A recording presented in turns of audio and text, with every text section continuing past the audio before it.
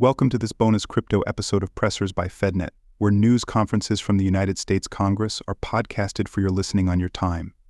Moments after passage of a trio of landmark cryptocurrency bills passed the House on July 17th, top Republicans involved in the effort held the news conference in the Capitol across from the chamber. You'll hear first from Majority Whip Tom Emmer, followed by Financial Services Committee Chairman French Hill, Agriculture Committee Chairman Glenn Thompson, Digital Assets Subcommittee Chairman Bryan Steil, and South Dakota Congressman Dusty Johnson. Hill, Emmer, and Thompson take questions from reporters. The following material is protected by copyright. Mike and Steve will show up while we're doing this, but let's get going. For far too long, America's digital assets industry has been stifled by ambiguous rules, confusing enforcement, and the Biden administration's anti-crypto crusade. But President Trump and this Congress are correcting course and unleashing America's digital asset potential with historic, transformative legislation. President Trump promised to make America the crypto capital of the world, and today we delivered. The Genius Act, the Clarity Act, and our Anti-CBDC Surveillance State Act deliver on the America First digital assets agenda by solidifying the dollar's dominance as the world's reserve currency, spurring innovation by creating regulatory certainty with clear market structure, and ensuring that any development of digital money reflects our American values of privacy, individual sovereignty, and free market competitiveness. Together, these three pieces of legislation set the stage for growth, innovation, and prosperity right here in the United States of America. I'd like to thank Chairman Hill, Chairman Thompson, and Chairman Steil, and my friend Dusty Johnson from, what's that state? South Dakota? Yeah, the Lesser Dakota? For their steadfast leadership, and I am very grateful for that, on digital assets in this great House of Representatives. And I'd especially like to thank the 45th and 47th President of the United States of America, Donald J. Trump. We would not be celebrating these wins today without his vision of America on top in the global digital economy. And with that, I'm going to turn it over to our Financial Services Chair, French Hill. There's a old expression in venture capital, which is that the average overnight success takes 10 years. And what you see before us is the work by staff in the House Agriculture Committee, House Financial Services Committee, staff in the Senate Banking Committee, that people have been working on for years. And so for the better part of 5 years, the members here, led by Whip Emmer, our colleague from Ohio, Warren Davidson, former chair, Patrick McHenry, that really set the stage for the success that we're having today. So it is not an overnight success. It's the result of hard work by staff and members on both sides of the aisle.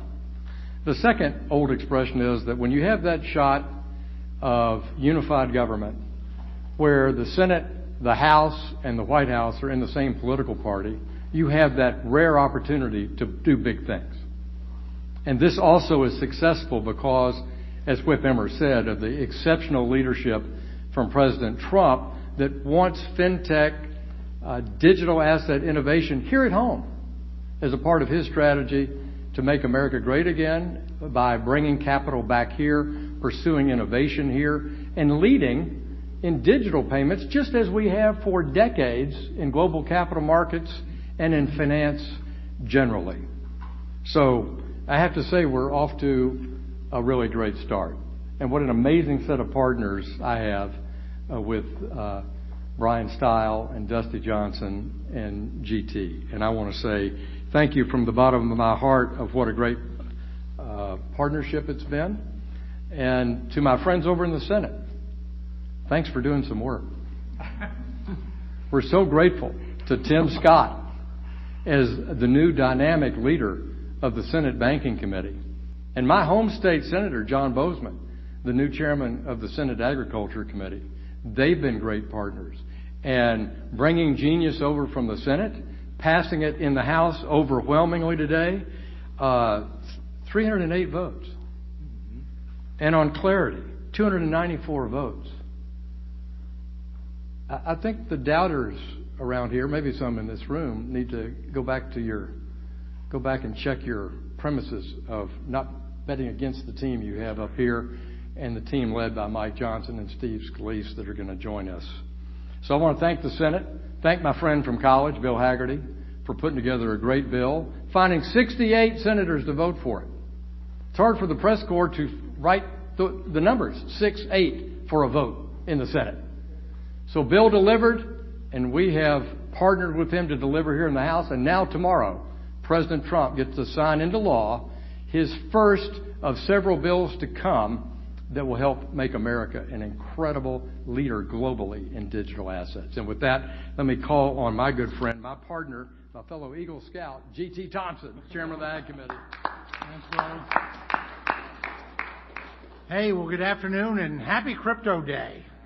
Now, what a way to celebrate passing 3 great crypto bills out of the House of Representatives. And I love it because,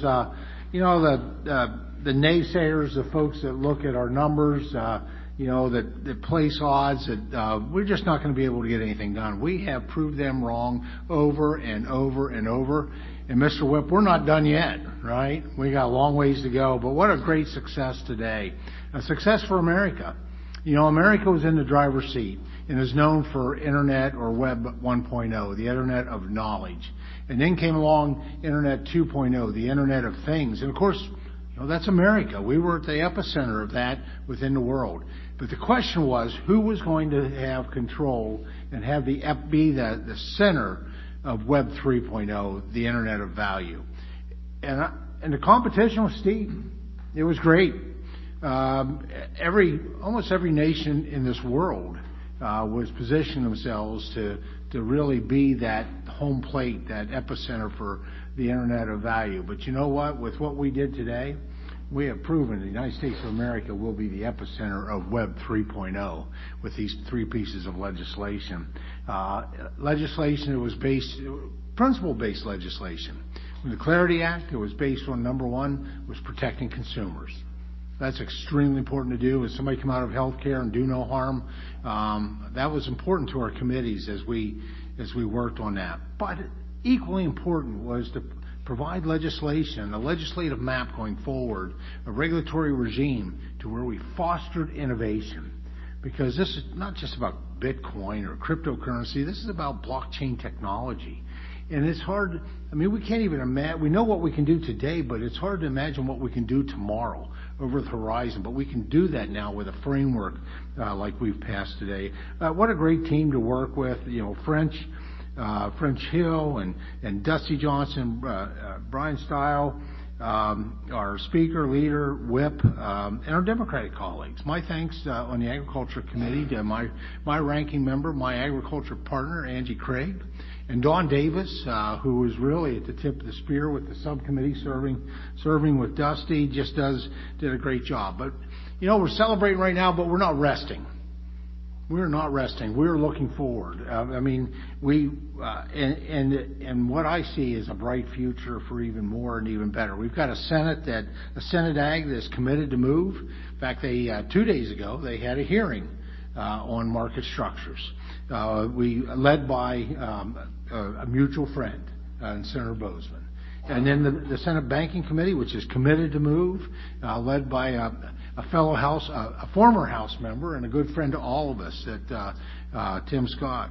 And then we do have President Trump, who is committed to bringing our country into the future through the modernizing what really is the financial and technological sectors, and that's what we've done today. So I'll just we'll take a few minutes to celebrate, but then quite frankly we're going to be right back at it because we got a lot more to do and a lot more wins to put on the board.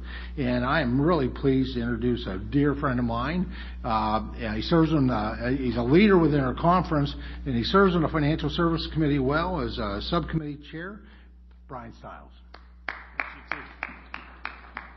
Thanks, Chairman Thompson. An incredibly exciting day.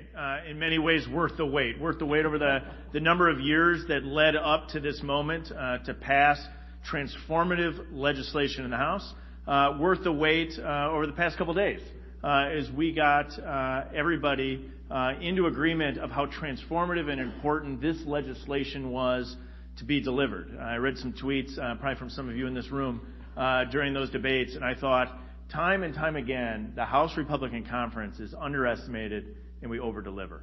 And I think what you saw here today on the House floor, passage of these three critical pieces of legislation, is the House once again delivering for the American people on the promise that the United States will be the leader in Web 3. Three critical pieces of legislation. I want to highlight two of them in particular.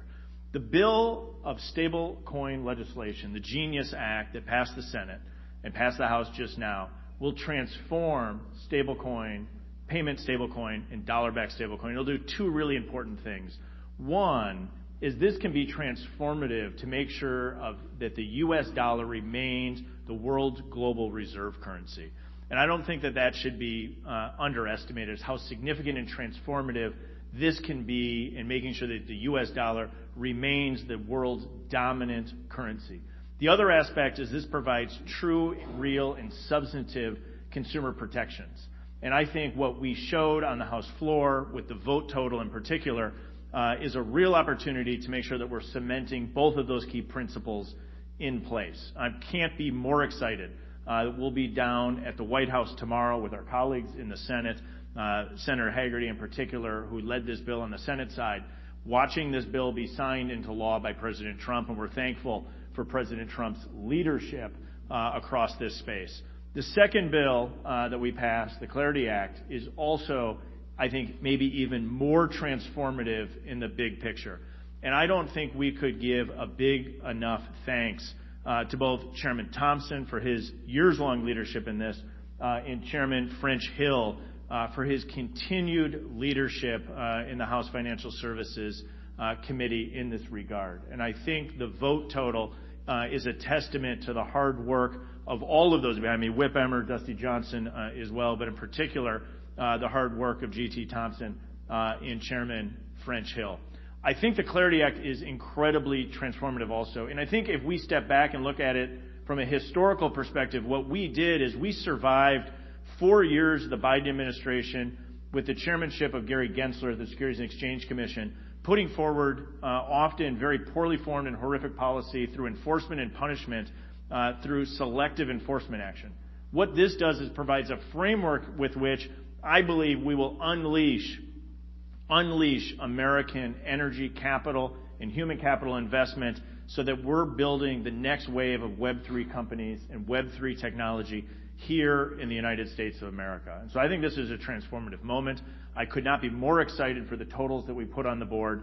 And I think the totals that we put on the board, specifically as it relates to Clarity, is a massive statement of the energy that exists in the House of Representatives, that exists in the United States, and it's a call on the United States Senate to pick up this legislation and move quickly, because time is of the essence that the United States maintains its lead in tech dominance, and the Senate moving on this legislation quickly is absolutely essential. So it's a day of celebration. We're back to work, as Chairman Thompson said, and now I have a great honor of introducing truly one of my good friends, Subcommittee Chairman Dusty Johnson from the state of South Dakota.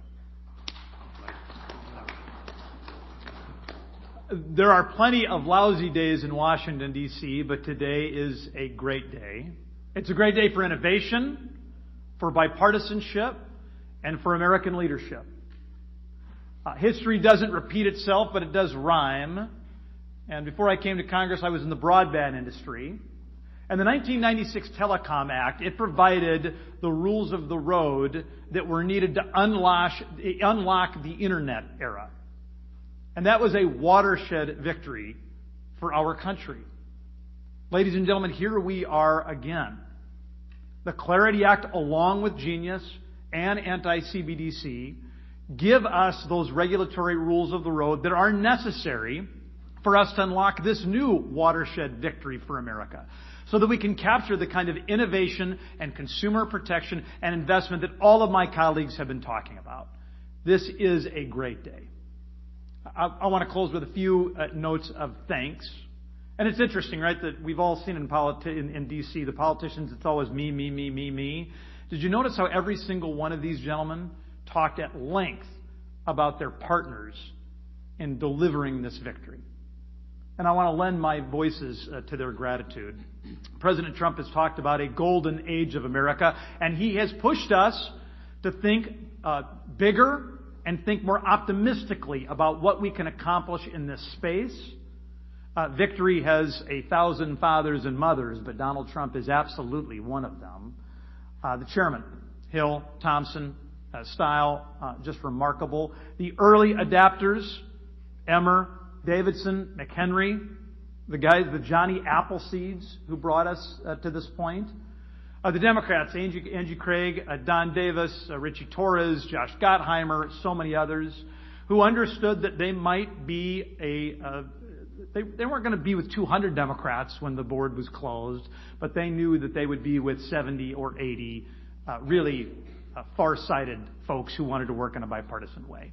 And then finally, I'm not going to mention all the staff, and it's dangerous to highlight just three, but the three that I've spent the most time with over the last 3 years, those who have taught me, who've helped me to understand the blind spots, those who have patiently provided briefing document after briefing document and legislative draft after legislative draft, and just have been willing to be pushed by me and been willing to push me. I mean, Nick and Paul and Allison are just remarkable professionals.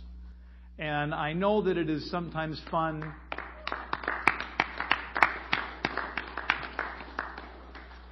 The American people are right to criticize a lot about Washington, D.C. But I got to tell you, they have no idea how good and how decent and how smart the professional staff on both of these committees are. And what a beautiful blessing they are, and what a great day this is for innovation. Thank you. So since the speaker and the leader are not here yet, anybody have any questions for these great leaders? Yes, sir. I remember last year, Chairman Hill, you and I spoke, and you were actually a little bit surprised about the support for Senate 21. And this goes back to something all you guys have touched on.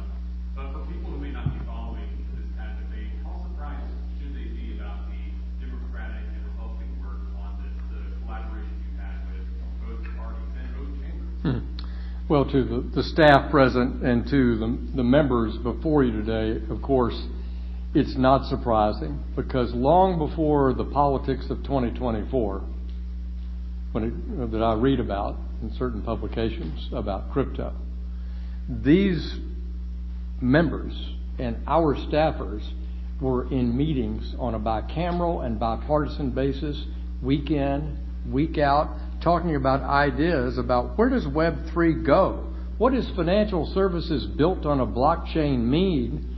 And we had hundreds of meetings, hundreds of industry participant meetings, roundtables. And I'll say the same is true for our good friends, Senators Gillibrand and Lummis, and Senator Hagerty, and many. I don't want to be in the name game, but we had that kind of work on both Senate Ag and Senate Banking and in our House. Bicameral, bipartisan from day one. And I have never made this about politics. I've made it about American innovation, and President Trump on the campaign trail made it part of America first. How do we bring this capital back? As soon as he learned about blockchain innovation, operating systems being written on a blockchain, how to maintain the dominance of the U.S. dollar as the reserve currency, he began to, it was an evolutionary process for the president, and he admits it. He's talked about it all the time. It was about learning together. And so when I look at the board and I see on Clarity 78 Democrats, we got 71 Democrats on Fit 21 last year in the Biden administration, with no statement of administration policy against it from President Biden.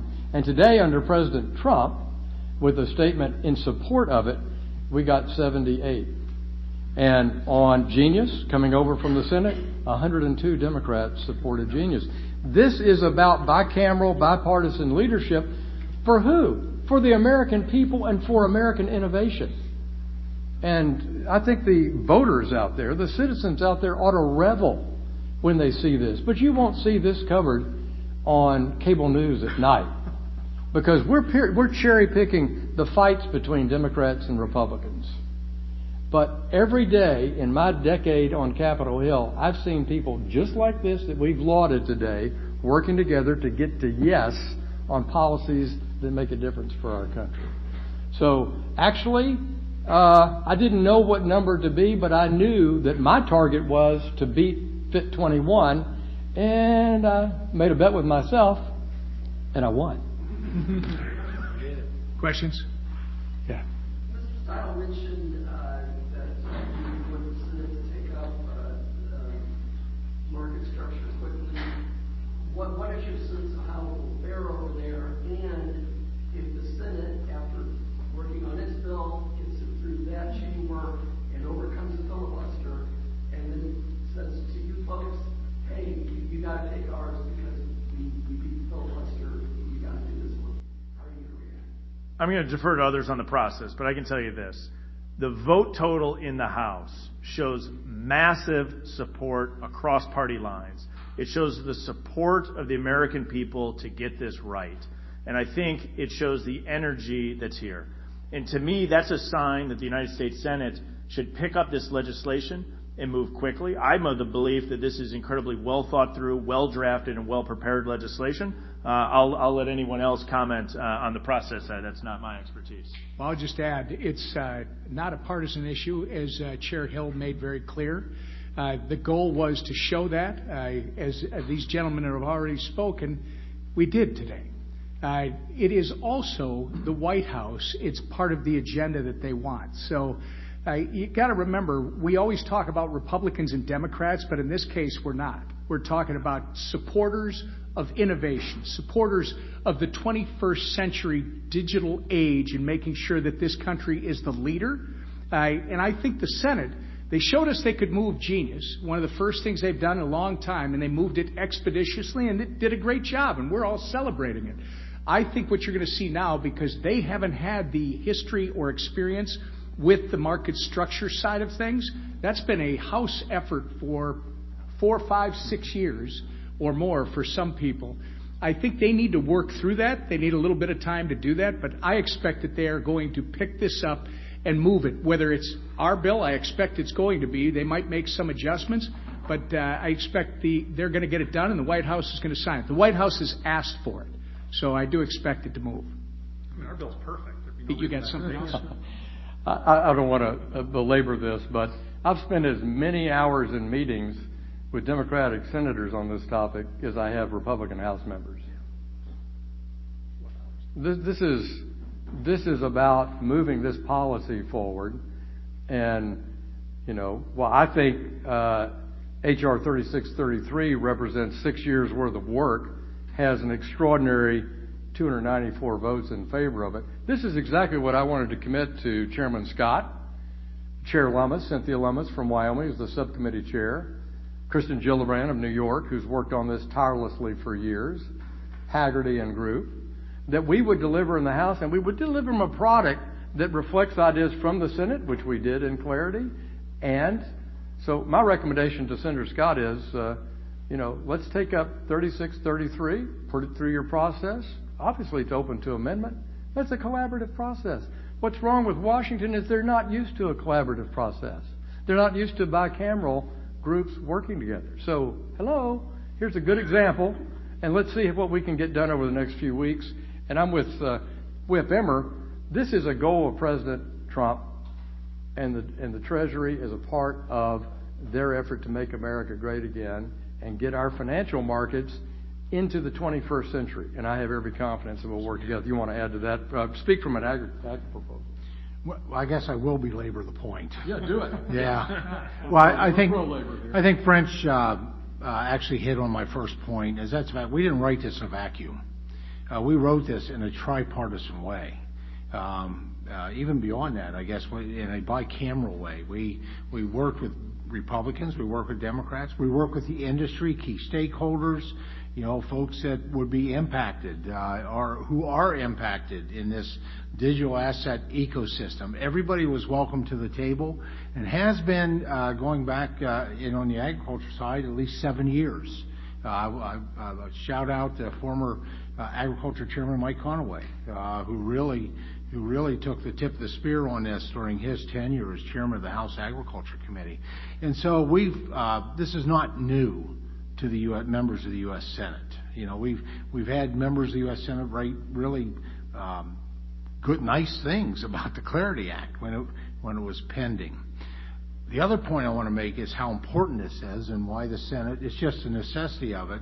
You know, we helped to refine the Genius Act within Clarity. Probably about 5 provisions that are in that are specifically meant to refine some points that needed to be a little bit of improvement, a little bit of refinement. And so Genius, which will be law tomorrow afternoon when President Trump puts a signature on it, needs Clarity to pass. Not just for those few points of refinement, but also because it's the infrastructure, it's the market infrastructure. As my good friend French Hill, and I'm going to use this when I go back home, French. I can't help myself. You did such a great job of. Okay, I appreciate that. They compare Genius without Clarity is like having a cell phone without cell towers. Clarity or Genius Act. What will be Genius Law tomorrow afternoon needs Clarity to really do its full function. So, we've got time for one more. A question for Chairman Hill. Actually, two questions related to the Fed. That's only one question. Oh, no, go ahead. Sorry. The second one, I think you'll like. Second one. He'll take the second one. Then fine. If it's a cafeteria, I'll take the second plate. Yeah. First of all, the President said yesterday that he would only fire Jerome Powell for cause. Do you think there's any circumstance in which the President could and should fire the Fed chair? As I've said many times, and I'm quoting President Trump and I'm quoting Treasury Secretary Bessent, he's not going to fire Jay Powell, and I don't believe he can fire Jay Powell. Jay Powell's term is up as chairman next spring.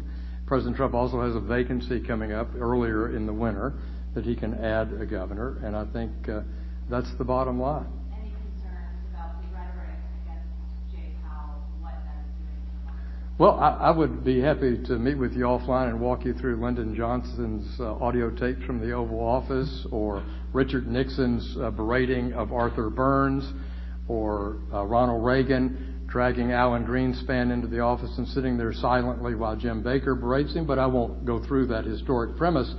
Having an independent monetary and an independent Fed created in 1913 by Congress does not mean the organization is not subject to criticism and critique. And so I think that's been a part of American history certainly since the Truman administration. And then just quickly related to this question. That's a third one. Wow. Related to this piece of legislation, there was concern about the Fed establishing a centralized crypto bank. Right. Those concerns obviously been voiced. How real is that kind of situation? Is that something that you are concerned about? Well, I do believe Article 1, as I said on the House floor today, governs how the money is issued and the value of that money, and it's an Article 1 power. But I'm going to ask Whip Emmer, who has spent years studying this issue and thinking about it, who led our bill, to respond directly to that question. Yeah, I'm going to tell you, we do have a serious concern about it. In fact, the internal discussion over the delay of 30-some hours was related directly to that. It's interesting that over the last 5 or 6 years, some of the people in this room were writing articles about how the U.S. is falling behind in this space. Look at China. They have the digital yuan. They're speeding ahead of us. Well, nobody stopped to think about the fact that China has been using the digital yuan as a financial surveillance tool. They're building social scores on their citizens based on their purchases. The federal government should never have a central bank digital currency that could be used to surveil Americans' actions. The other thing I will tell you, the second your government does that, the traditional banking system is at risk, because you will suddenly have the government issuing bank accounts and all the rest of the stuff. That is not an American value. And again, unless and until they can create a central bank digital currency that is open, permissionless and private with a capital P, it should never be a part of the government's toolbox, ever. Thank you all very much. Thanks. Thanks for listening. This program is copyrighted by Federal Network, Incorporated, and provided only for informational and educational purposes. Unauthorized reproduction, distribution, or use of this episode without expressed written permission from FedNet is prohibited.